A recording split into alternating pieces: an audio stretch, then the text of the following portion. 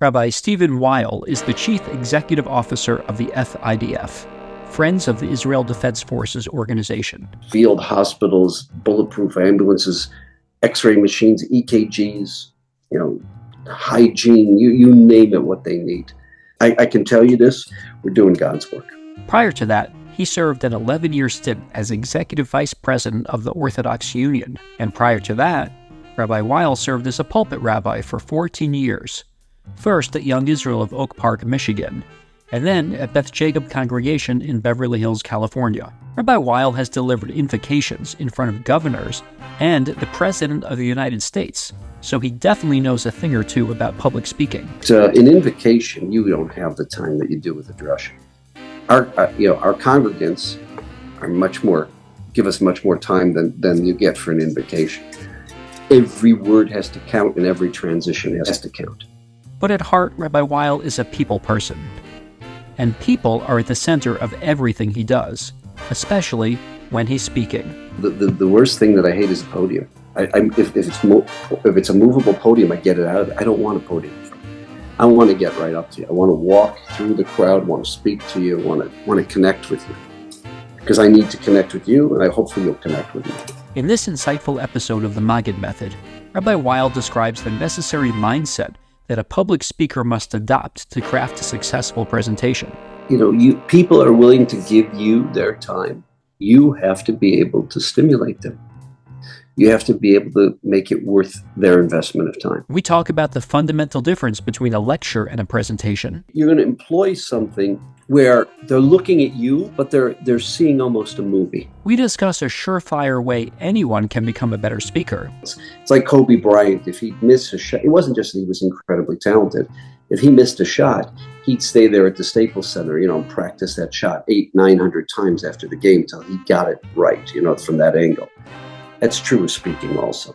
And Rabbi Weil also reveals what's an even more powerful skill to own than being a good speaker. You've got rabbis who are good speakers, but don't do what they need to be doing as pastors. They'll get fired. The really good pastor who can't speak for his life might be a waste of 10-15 minutes Shabbos morning, but that guy will never get fired because they know this guy cares about them. They know this guy's there for them, and they know that this guy, really has the best interest of the community. I learned so much from my interview with Rabbi Stephen Weil, and I'm sure you will too. So now, without further ado, here's my conversation with Rabbi Stephen Weil. Hi, good morning. Hey, how are you? Good. Thank you so much for making the time. Sure. See, are we recorded? I can speak. As long as we're recording, I guess. Yeah. I would say this. The foible or the contrast would be, let's say, a shiur. A shiur, what are you trying to do? You're trying to develop someone's mind. You're trying to come using analytical, linear ways of thought, either to come up with a definition, to come up with a distinction. Okay, it's abstract. It requires reasoning, and emotions. Really, if anything, will hinder, put a monkey wrench into your goal. That's a shiur. And when it comes to, let's say, a presentation, yes, you have to speak to someone's mind and you have to get them to think. You actually want to sometimes take counterintuitive approaches just to get them to challenge their assumptions, but you're speaking to their emotions as much as you're speaking to their mind, meaning the following. You're going to employ something where they're looking at you, but they're seeing almost a movie. They're looking at you, but they're not looking at you. They're seeing something else. You're conveying an image, etc. Because you're trying to get them to go to a certain place emotionally, go to a certain place intellectually, which has an emotional component to it, which is similar to comedy, which is similar to, let's say, for instance, that's similar to a political speech. Yeah. You're trying to motivate someone. In a shiur, and again, I'm talking about a case of a shiur where people are choosing to be there. You have a captive audience. In a shiur, you're looking to develop ideas. You're looking information, maybe. Yeah, that's a different kind of a shiur where you're just giving information. I don't find that role of a shiur personally, because that you can get by listening to a podcast, or you can listen to a recording.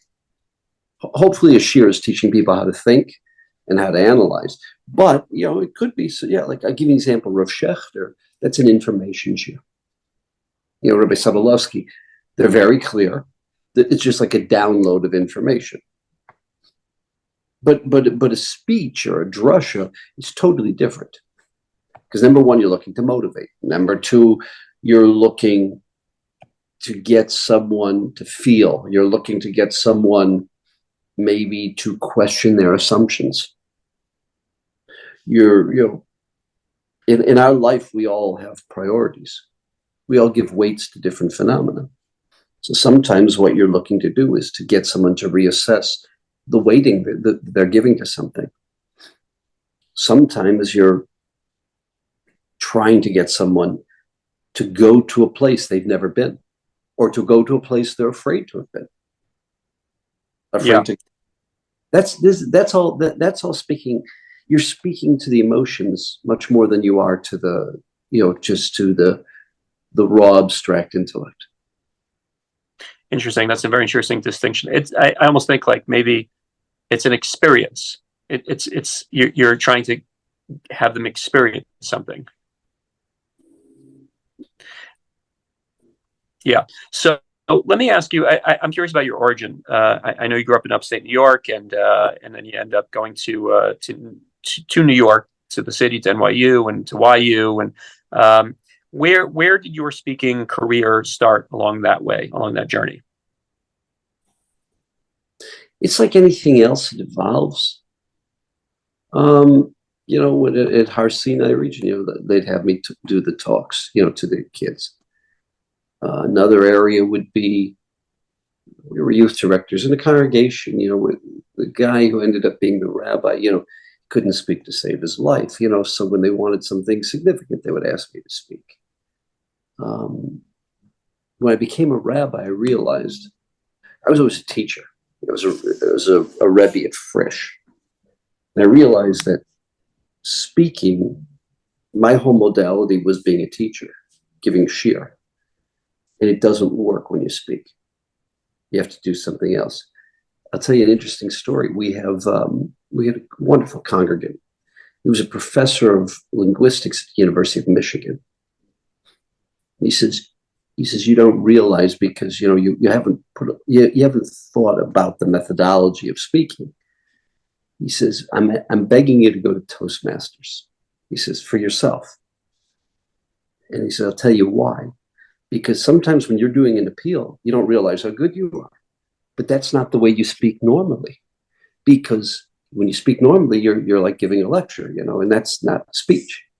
Just go to Toastmasters. He says, the other thing is, like, for instance, if you're trying to make the case for something in a shiur, you have to bring proofs. You have to be able to prove it from multiple sources. That's not the purpose of a speech. It's not, it's not a shiur. It's not a lecture. It's not an analysis. And so I went to Toastmasters, and I found it to be very, very helpful. And that's when I really started to think about speaking in a really much more professional way. How long were you in Toastmasters for? Maybe 2 months. And the reason why is they recruited us to be the rabbi in Beverly Hills, for me to be the rabbi in Beverly Hills. Had I stayed in Michigan, I would have stayed in that. It was a great group. They were a sharp group of people in this Toastmasters. And what was the biggest takeaway for you in Toastmasters? First of all, people's attention span is not what I thought it was. So you've got to be able to make your case. You've got to be able to engage right off the bat. You've got to be able to take them to a place quickly. And this is 25 years ago, right? This is a long time ago. This was right, 1999. We're talking 2000, something like that. Yeah. Yeah. Attention spans back then were, even then they were low, but they're plump. I love the opinion. If you're a good speaker, you can go for 30, 40 minutes. I'm not saying I would recommend doing it every time, but I'm saying if you have the right topic and you're taking them to the right place, you can hold their attention. You can.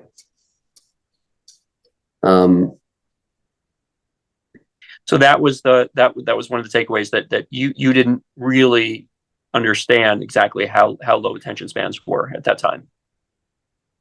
No, it's more that I didn't know how to engage people. I knew how to take interesting topics. That I always know how to do. If something doesn't stimulate you, if something doesn't catch your curiosity, then chances are you don't want to speak about it to others. It's got to grab you. It's got, and what does that mean, grab you? Either it's a topic that's fascinating, or it's a counterintuitive approach to something that you think you know, or something that you think is real when when it's not. So I would say that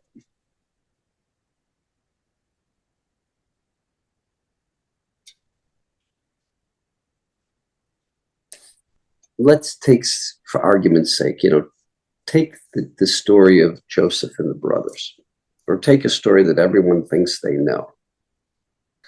Sometimes you'll have a mafarish that, because of question X or question Y, will take it in a totally counterintuitive approach. That's something you can use in a drasha. The other thing that can work in a drasha is, if you can make, I never was in debate class, but they claimed that in debate class, you had to be able to make the case for the other side just as well as your own case. Take the situation, let's say, of a nazir. A nazir is a lightning rod, because the way a person relates to a nazir tells you everything about their philosophy of Judaism. You've got to be able to make the case, the pro-nazir side, we call it the Ramban side, versus the anti-nazir side, the Rambam side. It didn't start with the great medieval, the Spanish Rishonim. It goes back to the Tanaim. But if you can really develop, whether it is relating to the instinctual, relating to the aesthetic, dealing with the most acute emotions, and you can scribe and portray those emotions, and then make the case as to why the nazir is just a sick, unhealthy individual, and at the same time then turn it and say why actually the nazir is an incredibly perfected, healthy individual. And you can make both cases. That's also a great thing to speak about. Where I'll give you an example. Go back to Gilad Shalit. Look, in retrospect, I think we all know the ramifications of trading what they traded for Gilad Shalit. That was my opinion at the time, but my opinion is irrelevant on something like that. If you can make the case why they should have traded, who they traded for Gilad Shalit, and you can make the case against why they traded, who they traded for Gilad Shalit. And again, now, since you are speaking in shul, you want to have sources. You want to be able to show from the Masorah what the Jewish perspective is. But the Gilad Shalit case, you could have made the case either way. And the challenge to do that, if people are interested in my opinion, that we can talk about in Kiddush. But from the pulpit, I wasn't interested in sharing my opinion. I wanted to try to make the passionate case on either side as to why that should have happened, why that didn't happen. That's the kind of speech you want to give, because that's something they're going to be speaking about throughout their lunch. Same thing with the two sides of the nazir. Now, again, if it was a shir, you're speaking in much more abstract conceptual terms. If it's a drasha or speech, you're speaking in really sophisticated emotional terms, where you're painting the picture of someone who manifests, issues when it comes to the emotion of death and what it can do to a person, the aesthetic of what it can do to a person. And you want them to see that person you're portraying in their mind and feel it. That's where they start to get in. That's when they appreciate the Rambam and the Rambam. Yeah. So I didn't. Is that making sense? Yeah, absolutely. Yeah. I'm trying to chart your trajectory. I know I didn't realize you were a school teacher also, in addition to a youth director. What are some of the differences between speaking to kids and speaking to adults? How did you transition into that? I'll tell you the difference. When I was the 12th grade Rebbe. So when you're teaching 17 and 18-year-olds, they might be exceedingly bright, but they don't have the kind of life experience, let's say a Holocaust survivor has, who's in their 70s, or let's say a businessman who may have, failed in this business and done exceedingly well in two other businesses, who've met every kind of scoundrel, every kind of person they bought and sold or hired and, dealt with. That person is a much more sophisticated human being. That person has an appreciation for the nuance and the subtleties in the human psyche. That's a very different audience. Yes, you have simpletons in every audience, but hopefully you're speaking to that business person who has a great insight into the human condition, or somebody who, let's say, who's been the managing partner of a law firm, who knows what it's like to deal with, multiple egos competing with each other. Can you stimulate that person? First of all, you have to learn from that person, but do you have something to say to that person? Yeah. Did you find that easier or harder? I find that much more interesting. Yeah. More challenging because, by the way, they've been there, done that. You know what I mean? They've heard the best of the best and the worst of the worst. So you really have to have your A game on for them. But it's much more exciting because if you could bring up something that would be relevant, that would make them think, that would appeal to them, speak to them, then you're obviously saying something of substance. You're presenting it in a way that has value and richness. Mm-hmm. So Toastmasters taught you a little bit more about engaging audiences, and did you start putting that into practice right away? You were in Michigan at the time in your shul? Yeah. And what I would say this, it's like, there's a book by Malcolm Gladwell. I think it's called Outliers. And he describes the Beatles. He wants to attribute to the Beatles maybe their greatness is they played, I don't know how many thousands and thousands of evenings, at these bars in Liverpool. They just got it down. It's like Kobe Bryant. If he'd miss a shot, it wasn't just that he was incredibly talented. If he missed a shot, he'd stay there at the Staples Center, and practice that shot 800-900 times after the game till he got it right, from that angle. I think there's something to be said about that. That's true of speaking also. There are no short. To be a really good speaker. Now, by the way, what I used to do was, because this was Beverly Hills, this was these were pretty accomplished people. Many of these were executives in Hollywood. They were quite accomplished. So sometimes I'd practice on my wife, or I'd practice on a friend. Sometimes it might be just developing the ideas, the hooks, etc., and sometimes just practicing so that there's a fluidity to it. There's a smoothness. You don't want to be up there thinking about how you're going to articulate your next sentence. And I'm not a writer. I can't read a speech. I have maybe I might have 5 words of notes. That's the whole thing. I need to be looking at the people. I need to be reading their eyes, reading their body language. But on the other hand, you want to know where you're going and what you're saying. And that speech is going to be a lot better the third or fourth time after you practice on different people. So I had a blessing. We had a base medrash minyan that started at 8:00 Shabbos morning before the main minyan. So you couldn't take as long with the base medrash minyan. I had between 8 and 12 minutes down there, but you can get the primary part of what you're going to say. So that was almost a practice run as well. That was a practice run for the main shul. And I guess what I'm saying is there's nothing like practicing. There's nothing like, you perfect the craft by practicing. Yeah. So what was it like going from Michigan to Beverly Hills? What were you daunted by it? Were you intimidated by it at all? Being that you're going into a challenge. It was a challenge. I wouldn't say it was daunting. I'd say it was more of a challenge. And by the way, I look back, I wish that I was a better speaker when I was in Michigan. If people are willing to give you their time, you have to be able to stimulate them. You have to be able to make it worth their investment of time. And I can't say I did that every week. I think I did it most weeks, but I don't think I did it every week, and shame on me. Yeah. What are some of the highlights that you remember from your speaking career in Michigan and in Beverly Hills? They asked me to give an invocation for President Bush. A couple of times they asked me to do that. I would say the highlights, to me, you know what the best speech is? If you've given them something to think about.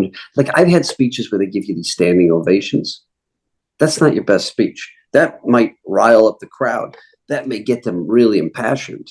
The best speech that I give is where they're talking about it, weeks later.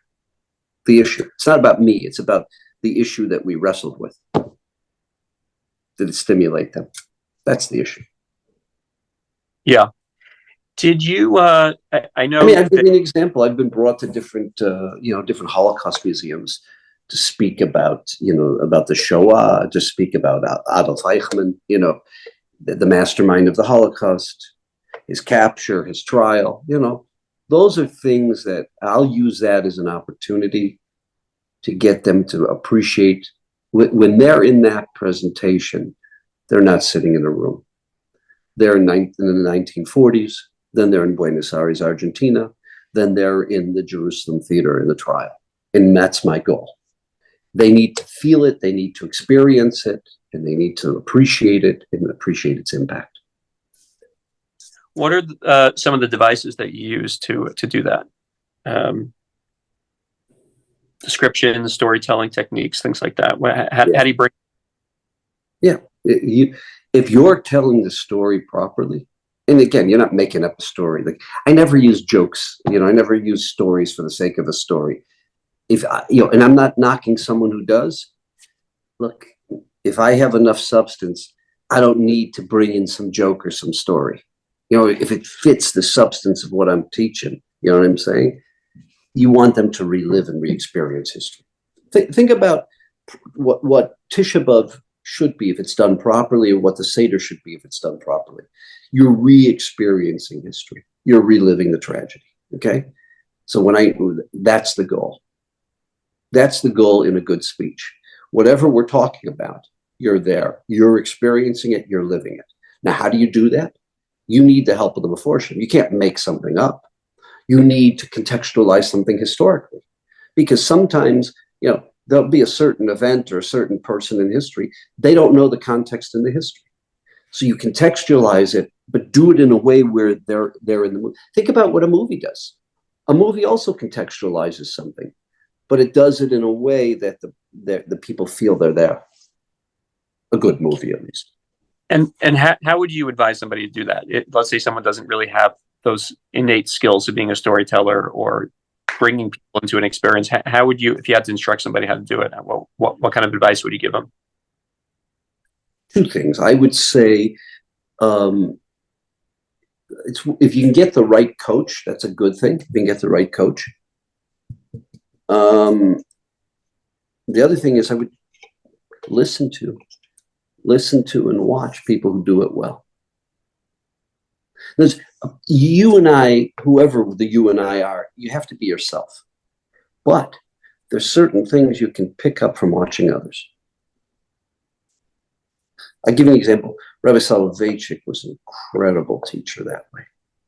These people were coming on a Saturday night to Maimonides. And again, he had a challenge there, because their other option was going to the movies and Howard Johnson.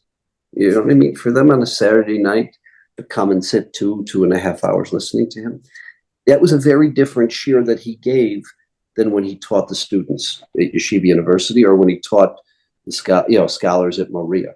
He was speaking to a bright audience, but it was an audience, number one, that wasn't prepared, wasn't familiar with the material.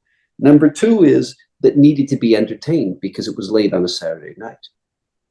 So it was a very different presentation. You listened to him, he was an incredible orator. He moved people, but he educated them. He did speak to them emotionally. At the same time, they walked out of there more thoughtful Jews. They walked out of there more sophisticated Jews. That's my goal with the speech. I'm not there just to entertain. I need to grab them emotionally, but my ultimate goal is to get them to think, get them to experience, get them to expand their horizons and vistas, and get them to question their assumptions. That's my ultimate goal. Yeah. He's an example. You know who was a fascinating person? Not your classic orator, but he had a unique style, and a unique style always works. It was Barrel Wine. If you ever listen to him talk, he has a way that speaks to people. He has a way of taking difficult material, concretizing it, conveying it in a way that's palatable, that's understandable, but not dumbing it down. I'm just using the Rebbe Soloveitchik. Barrel Wine is totally different than Rebbe Soloveitchik, but they had that ability. And what I would say is never be a cheap imitation trying to copy somebody else, because you come across as a cheap imitation. Person's got to be themselves. You got to be yourself, and you come with who you are.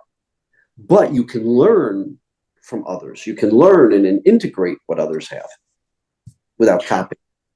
Who are some of your influences that you modeled yourself after, at least in the beginning, besides Rabbi Soloveitchik and maybe Rabbi Wine or whoever? It's interesting. Think about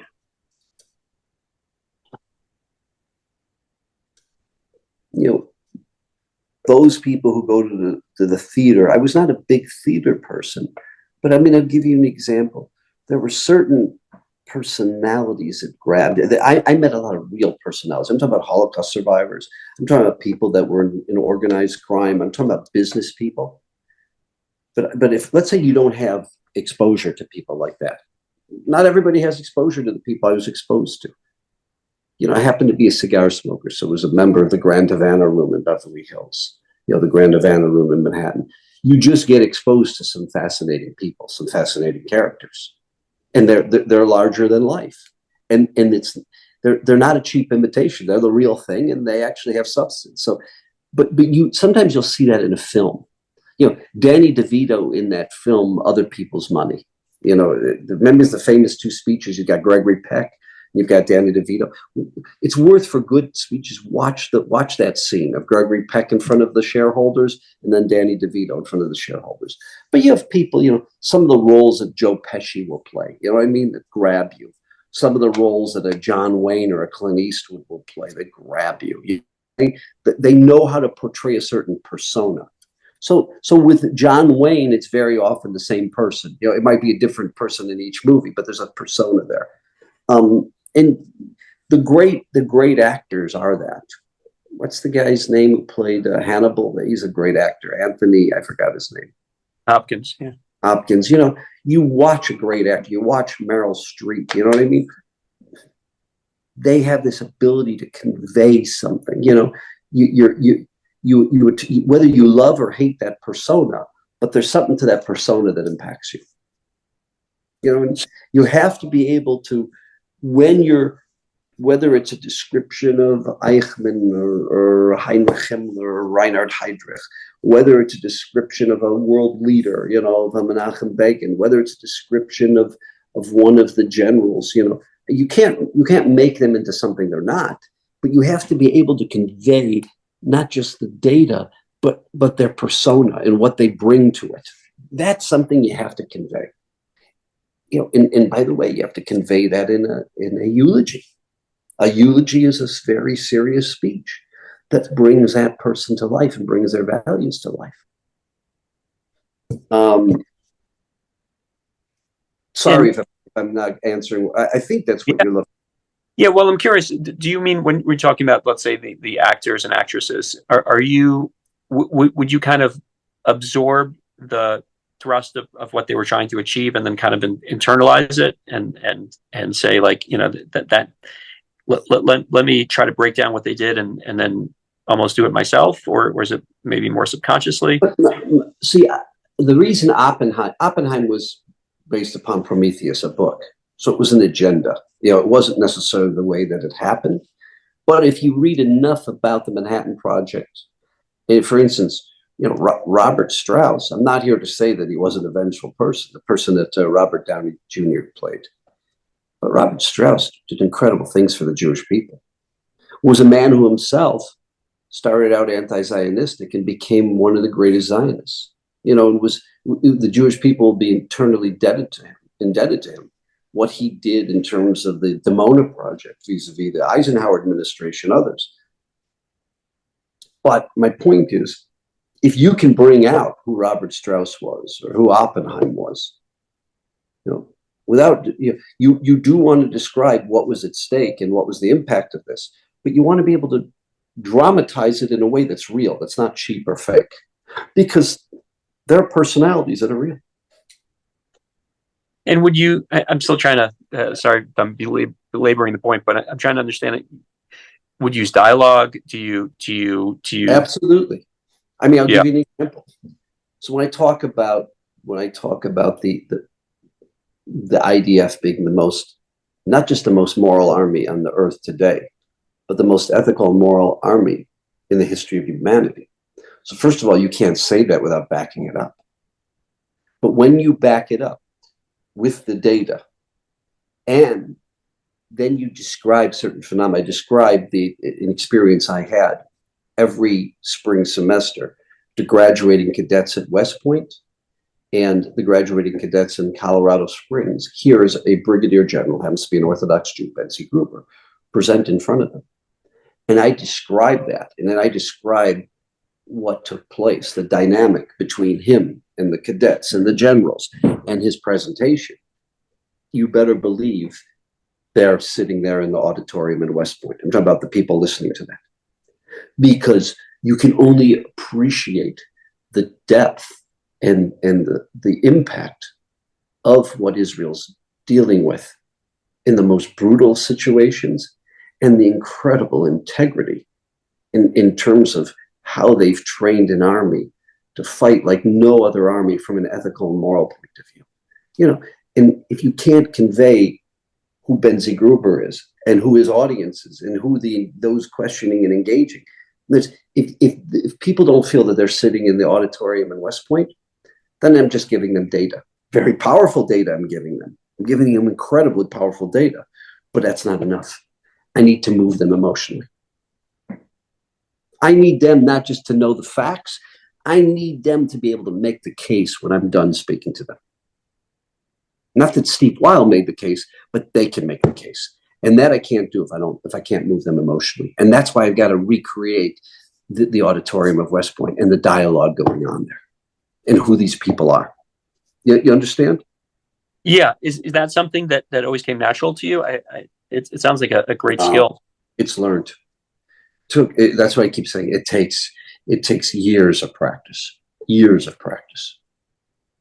And by the way, you know who my best critics are? My kids. If I can say something that grabs my kids, I can get 10,000 people to follow. My kids, you know what I mean? They're my biggest cynics and my biggest critics, which is why I like practicing in front of them, because they're honest with me. Yeah. I'm curious, just to take you back a step or two, how do you prepare for an invocation?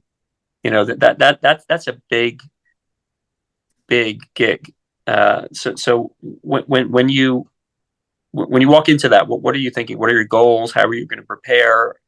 Was this a written one? You know, that was the only thing I wrote down.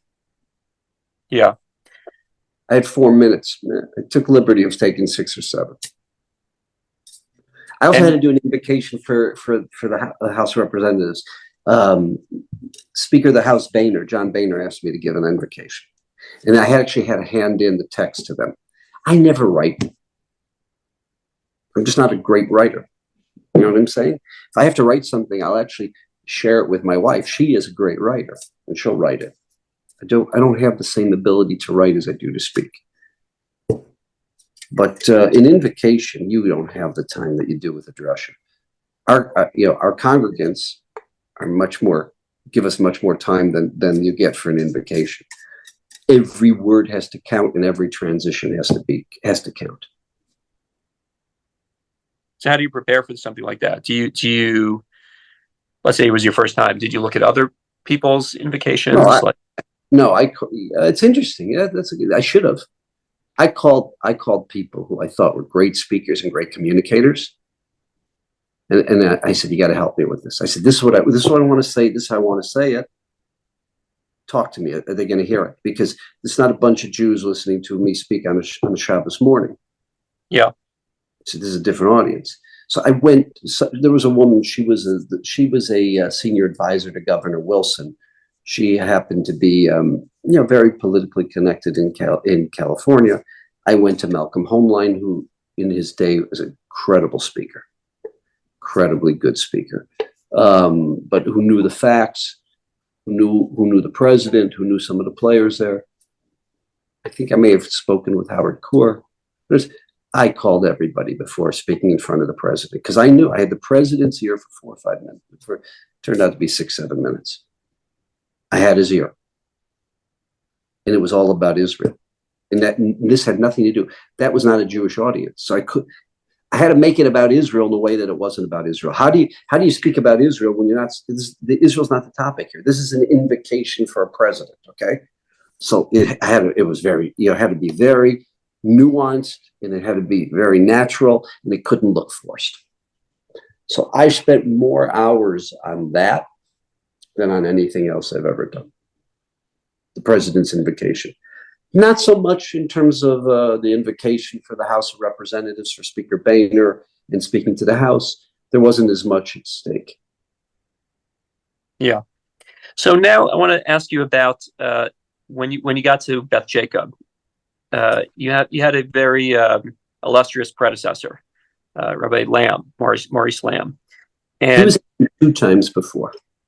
Right. Was he still in the congregation when you were there? No. I got to tell you something.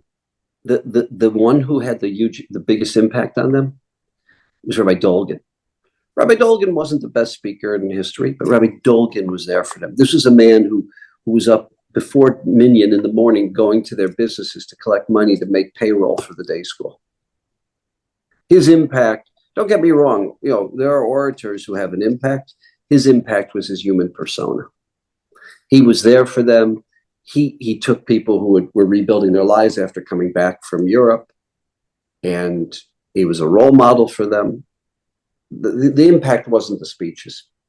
The impact was his personality, his care, his concern, his partnership with them. And so who was immediately prior to you in the shul? Abner Weiss and Maurice Lamb. And it's interesting. There was a congregation that was good to its rabbis, but it was clear to me Maurice Lamb and Abner Weiss's impact, it just was a pale shadow of Simon Dolgan's impact. Not because these weren't decent rabbis. The reason why is because he built their lives, he built the institutions with them. Their connection with him far surpassed Saturday morning. And he happened to be a good fundraiser. I wasn't afraid to ask them for money. If you invest in someone, if you'll give somebody money, it means you're invested in them, not just the cause. You want them to be invested in the cause, but usually they're invested in the person who represents the cause. Yeah. So I'm curious how in your experience, how the pastoral side influences the drasha and vice versa, that reciprocal relationship where the more that you are involved in people's lives, the more that they want to hear from you, and the more that you speak openly, the more people feel open to opening themselves up to you. Let me put it like this. You could have a great speaker who's a very poor pastor. That guy will get fired. You can have a miserable speaker who's an incredible Baal Chesed. That guy will never get fired. The pastor, the challenge is to do both. The challenge is to be an educator who motivates, through speaking, as well as a person who motivates through just being humble and being a Baal Chesed. If you can have both, that's the goal. Moshe Rabbeinu didn't win people over with his oratory skills, but he impacted the world to a greater degree than any other human being in history. Yeah. Tell me about some of the maybe the challenges of working with a more affluent congregation than you've been used to. The Nisayon of Osher is always much more challenging than the Sayun Avoni. You know, when you have wealth, you're bored with certain things, and your focus is not necessarily just putting food on the table. It allows for more, let's call it extracurricular sexual activities. It allows for more extracurricular narcotic and other types of activities. It allows for just too much time and energy to be spent on things that are not of substance. Now, on the one hand, you know, people dress so much better, and it's just, you know, there's something, melech b'yafiyot techzena. There's something to be said about the aesthetic. But if there's too much spent on that and too much spent on, you know, analysis and time and focus on vacation. See, what the advantage to a very wealthy community is, you're going to learn certain things because people are engaged in certain industries. People are engaged in certain, whether it is a business deal, whether it's ventures, whether it is, you know, philanthropic ventures. So that's fascinating, and that's wonderful, and that's a blessing. But the challenge of, you know, people having too much time and wealth to be spent into things that are not of substance, that's a problem. And did you address those things? Yeah, all the time. And how it affects your parenting, you know, because if you're putting your energies and your time in all these other areas, you're not putting your time and energy into your kids. And the other thing is, if you're giving your kids all these experiences without them earning it or working for it, doesn't work. Right. And how did you, I guess, get their ear or earn their trust for them to be able to hear that? You know, because here's a guy. So, you know, I can't talk about myself. I can only speculate. I don't know. You know, you have to ask them. But, you know, we did an incredible amount of hospitality. During the week, you know, I was always going out with someone for lunch, you know, whether it was going out with someone for a cigar. I'm not a guy who thinks there's a value in going to these coffee shops because they're noisy, they're not comfortable. You can't have a serious conversation, in my opinion. I could be wrong, but that's my opinion. You know, I would go to places where we could have serious conversations, which is not somebody's office because the secretary is always coming in, the phone's ringing, etc. It might be a club, it might be a country club, it might be the right kind of bar that has the right atmosphere where you can sit and have a drink and a serious conversation, or it might be a meal at my house or at their house where we're not looking at the watch for an end time. That's where you connect. You know, I'm not a golfer, but you know, for the guys who golf, that would be a great example. You're really having a serious conversation. You're really focused. A lot of chesed, took care of their kids.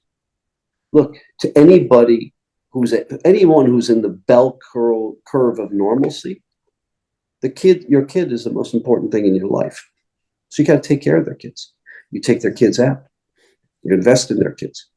Your time, your care, your concern.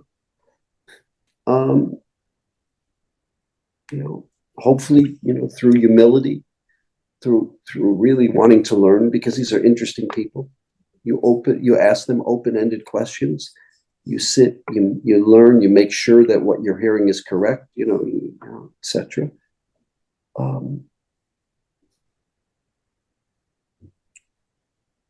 That has more of an impact than the best speech in the world. Yeah. And I got to tell you one thing when it came to fundraising. They claim I'm one of the best fundraisers. Who knows if I am or I'm not? You know, I don't know what the criteria for being the best fundraiser is. You know, from a financial point of view, to put it mildly, we raise quite a bit of money. But I can tell you this: the best speech or the worst speech didn't move the bar that much. You know what moved the bar? All the pre-solicitations. Meeting with people one-on-one and being on the phone with them. The pre-solicitations is what moved people. And don't get me wrong, I gave a lot of bad fundraising speeches and I gave a lot of great fundraising speeches. And I can tell you that it was all the pre-solicitations that made the appeal. Yeah. The one-on-ones. And I think that's an example of what you can apply to other things. You know, it's interesting. I was speaking to a comedian, and he said the act actually begins before you get on stage. It's when you're walking up to the stage and patting people on the back and shaking their hands, and they're predisposed to like you by the time you finally get up there. You know, that you can't just rely on the content. They actually have to like you as well. So it sounds like a little bit that you're of the same mindset. Yeah. Again, I know I'm repeating myself. You've got rabbis who are good speakers, but don't do what they need to be doing as pastors. They'll get fired. The really good pastor who can't speak for his life might be a waste of 10, 15 minutes Shabbos morning, but that guy will never get fired because they know this guy cares about them. They know this guy's there for them, and they know that this guy, really has the best interest of the community. Yeah, I know somebody like that. He's been the same rabbi at the shul for, I don't know, 20 plus years. His voice is nails on a chalkboard. It's so difficult to listen to. You know, I once was sitting and I counted the ums and the ahs in a 10-minute drush, and they were 3 digits. I mean, it was so painful to listen to, but they love him. They'll run through walls for him because he's their leader of the flock, and he'll never let them go. And they know that. If only he would spend some time, get a coach. Think about how much more he could do. Yeah. If he could do both of them, that'd be great. Or bring in other people to give the different Torah for him. Yeah. That'd be someone close to them should tell him that. Let me ask you just two or three more questions quickly. They say that every rabbi has, he may speak thousands of times, but he really only has a couple of speeches, a couple of messages. So what are your few messages that you find yourself keeping? That I feel if you're constantly learning, I disagree with that premise. Yeah.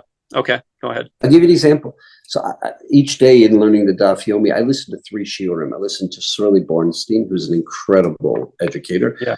Rabbi Rosner, who's a great communicator. And I listen to Rabbi Elephant. And then 3 days a week, I have the blessing of listening to Rabbi Schwerd, who does all these Mari Makomos. He goes through the Masifta for you. So you get 10 pages of key Mari Makomos.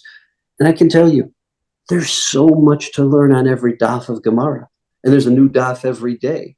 So that you only have 3 or 4 messages, I think that's baloney. I think that's true of somebody who's just not that educated, who knows how to package things well. But I think anybody who's a serious Ben Torah or serious student of Jewish learning, there are thousands of messages out there. Again, that's my opinion. Sure. Yeah. Okay. That's interesting. When I approach that from that standpoint, I think people often bring up the Mishnah of in Pirkei Avos when it says Hu Haya Omer, right? He used to say, and sometimes people say that what that really means is that his whole being reflected these messages, meaning these were the things that he stood for. And if you say the name, people will say, oh yeah, he's passionate about Israel, he's passionate about Klal Yisrael, he's passionate about this thing. Like that's kind of the drums that they beat. So I don't know, maybe from that perspective, I'm wondering, are there a couple of drums that you keep on finding yourself beating over and over and over? No, I'm going to tell you again, maybe I'm a little different than the average. I love to learn from interesting people. I love to learn from books. I love to read great books. And they take me to a different place, and I love to learn from them. But I also love to learn and sit and ask questions of interesting people. And there's just so much, you gain so much from great svarim, great books. You gain so much from great people.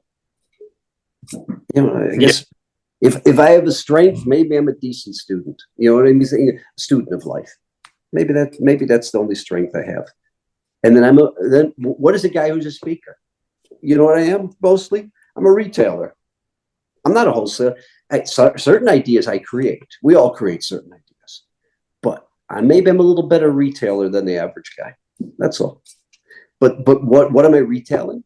I'm retailing what I learned from the Yama Talmud. I'm retailing what I'm learning from Chachmei Masorah and Tanakh, and I'm retailing what I learned from other people. People are fascinating people. That's what I'm retailing. So maybe I'm a retailer. I don't know. It's hard to answer that question. It's a good question. Yeah, that's the best schora, right?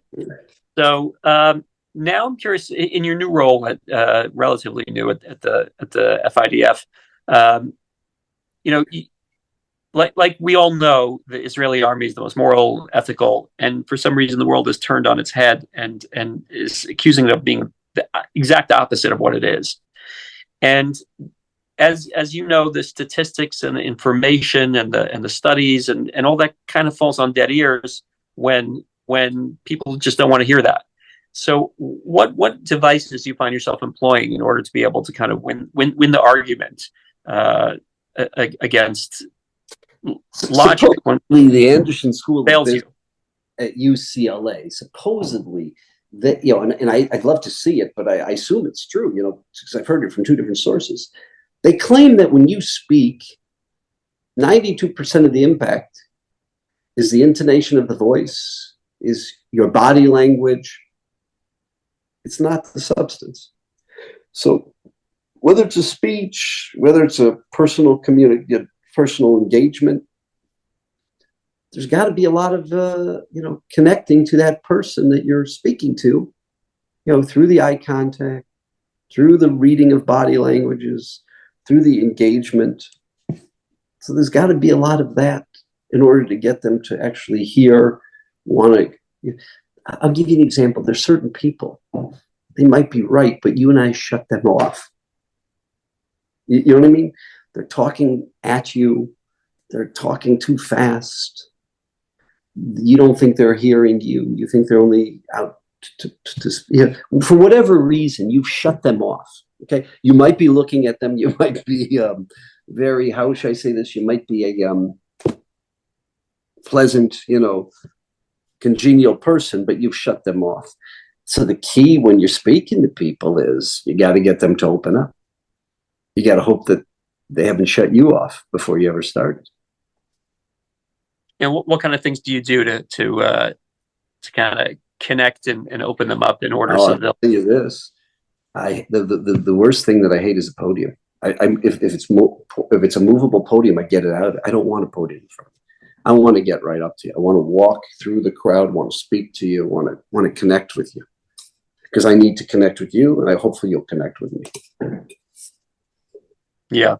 There's a famous video, I think it was a debate between Bill Clinton and I forget who who his opponent was, but they asked a question, and so the one person, his opponent answered it one way, and then you see when Bill Clinton had a chance to respond, he moved right up to the person asking the question and sat down and started talking to her and asking her about her life and how he grew up in Arkansas. And it was just, I mean, there was no competition, Yeah. So when you find yourself in a situation where you're dealing with people that you don't know, they're not your congregation, you don't have that week in, week out rapport and even daily rapport. What are things that you do to quickly connect besides, getting up close and personal? What are some of the things that maybe you find yourself employing? If you're speaking about something that's on people's mind, or an issue that, let's say, you're presenting an issue that bothers you, if it bothers them, that's a connection right there.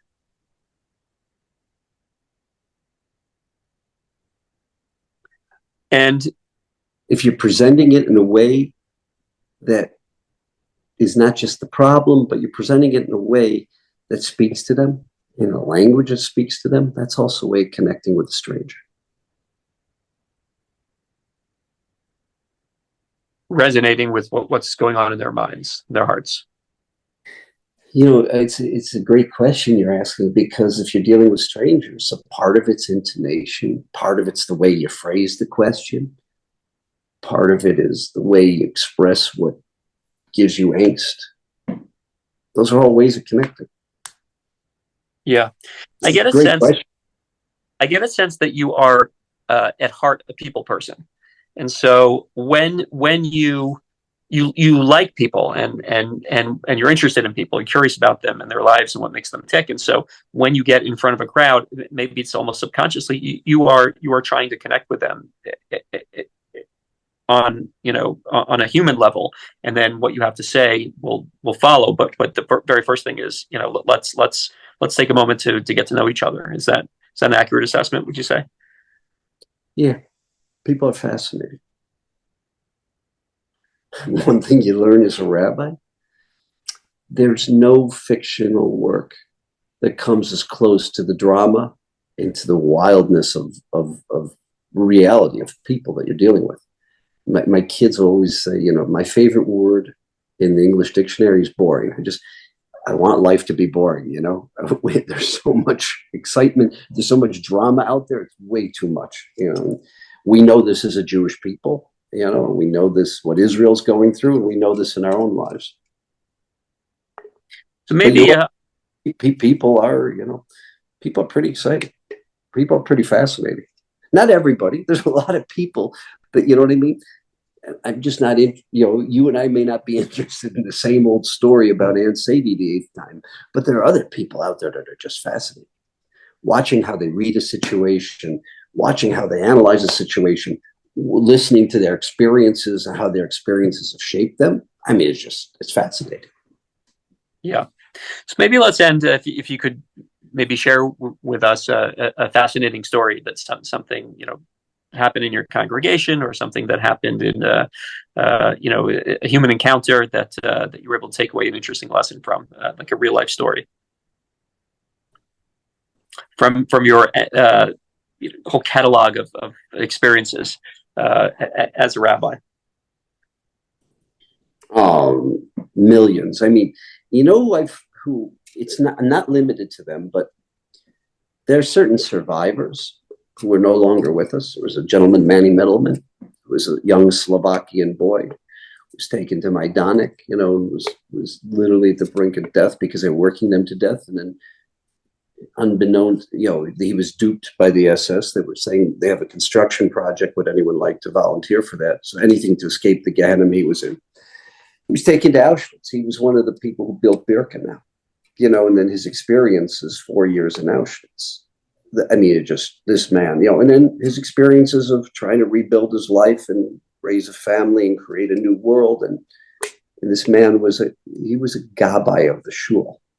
He was larger than life, just all the stories, which we don't have time to go into, that I could share just from learning from him, listening to him, learning from him. And that was true of a lot of survivors.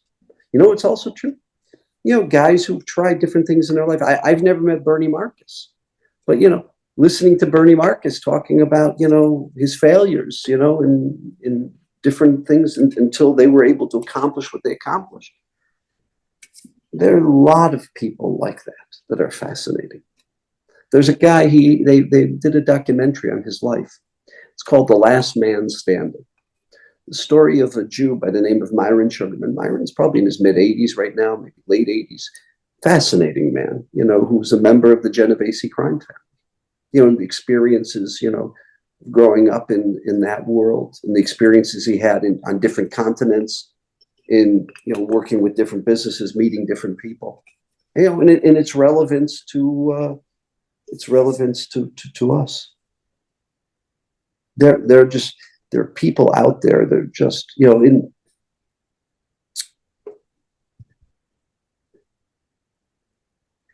if you've had failures in your life and you've had challenges in your life, it's very important to know this.